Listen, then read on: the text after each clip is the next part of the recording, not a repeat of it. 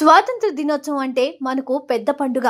ఎంతో మంది త్యాగమూర్తుల బలిదానాలకు, వారి త్యాగాలకు నిదర్శనం స్వాతంత్ర దినోత్సవాన్ని జరుపుకుంటాం.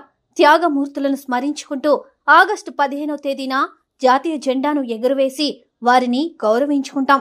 3 రంగుల జెండాకు ఎంతో విశిష్టత ఉంది. మన జాతీయ పతాకం ఐక్య భావానికి, విజయ గీతానికి సూచిక. అందుకే పైన కాషాయం, మధ్యలో తెలుపు, కింద ఆకుపచ్చ. ఇవి మన భారతదేశానికి గర్వకారణం. ప్రపంచ దేశాల్లో సైతం భారతీయులు జెండాను ఎగురవేసి పండుగ జరుపుకుంటారు.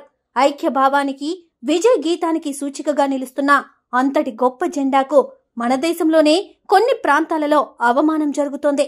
తాజాగా తెలుగు రాష్ట్రాలలో కొన్ని ప్రాంతాలలో జాతీయ జెండాకు ఘోర అవమానం జరిగింది. సూర్యాపేట జిల్లా కలెక్టరేట్లో జిల్లా కలెక్టర్ ఏకంగా జెండాను తలకిందులుగా ఎగరవేశారు. 78వ స్వాతంత్ర దినోత్సవ వేడుకల్లో భాగంగా జిల్లా కలెక్టరేట్లో జెండా ఎగురవేసేందుకు సిద్ధం కాగా, జాతీయ జెండా పైకి వెళ్లాక జెండా ముడివిప్పగా తలకిందులుగా ఎగరడాన్ని గమనించిన జిల్లా కలెక్టర్ తేజస్ నందలాల్ పవార్ వెంటనే జెండాను కిందకు దింపారు. అనంతరం సిబ్బంది జెండాను సరిచేసి మరోసారి ఎగురవేశారు. అలాగే మహబూబాద్ జిల్లా డోర్నకల్ ఎంపీడీఓ కార్యాలయంలో కూడా జాతీయ జెండాకు అవమానం జరిగింది.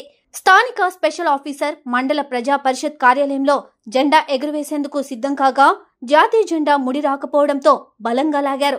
దీంతో జాతీయ జెండాకు ఉన్న ముడి వీడి జెండా తిరగబడి ఉండడం గమనించి వెంటనే తాడు వదిలేయడంతో జాతీయ జెండా పైనుంచి జారి నేరుగా స్పెషల్ ఆఫీసర్ కాళ్లపై పడగా వెంటనే పక్కనున్న సిబ్బంది లాగి పైకి ఎగురవేశారు.